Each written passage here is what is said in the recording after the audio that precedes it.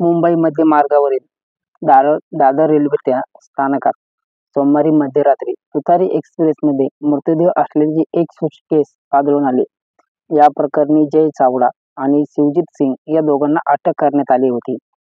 या दोघांनी अर्शद अली आणि सदिक अली शेख यांची हत्या करून त्याचा मृतदेह सुटकेसमध्ये भरला होता. या मृतदेहाची विल्हेवाट लावण्यासाठी जय चावडा हा सुटकेस तुतारी एक्सप्रेसने कोकणात घेऊन चालला होता. मात्र रेल्वे पोलिसांनी जय चावडाच्या हालचाली आणि संशयबद्ध वाटल्यामुळे त्यांनी त्यांच्याकडील बॅगची झडती घेतली आणि त्यामध्ये रक्ताने माखलेला अर्शदचा मृतदेह आढळून आला.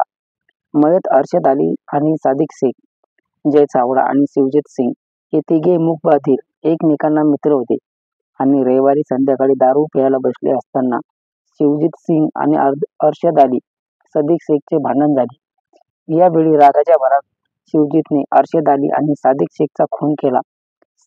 पोलिसांच्या प्राथमिक तपासात या हत्या प्रकरणाचा घटना समोर आला आणि कळना सतकुरू परिसरात राहणारा मूकबधीर अर्शद गोव्यात असून त्याला 2 मुले आहेत.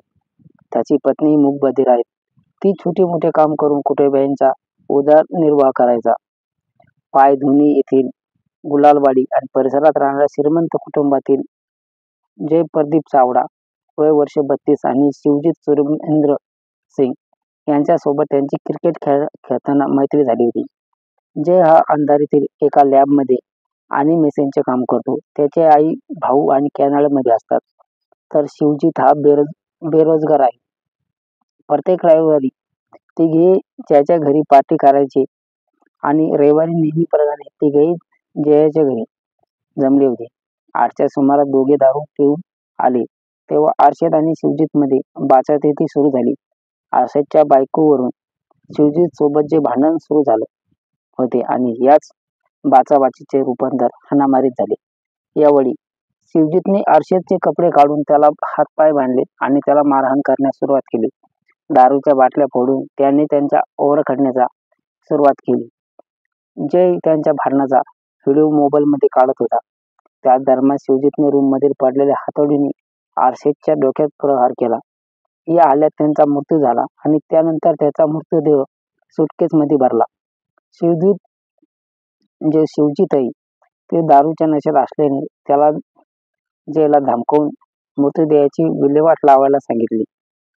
8:30च्या सुमारास अर्शदची हत्या झाल्यानंतर तासभराने शिवजीतच्या मदतीने जयने सुटकेस खाली आणली आणि इमारतीच्या खाली टॅक्सी पकडली आणि शिवजीत सुटकेसच्या टॅक्सीच्या मागच्या सीटवर ठेवून तो निघून गेला.